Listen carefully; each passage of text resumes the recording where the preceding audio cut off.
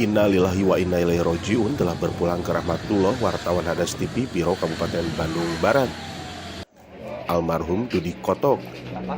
Almarhum meninggal dunia tepat pukul 17 waktu Indonesia Barat karena sesak di dada.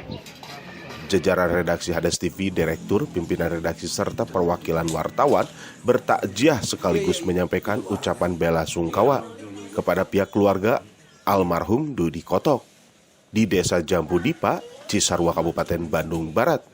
Tepatnya Rabu malam tanggal 31 Agustus 2022. Almarhum adalah wartawan senior di Hadas TV.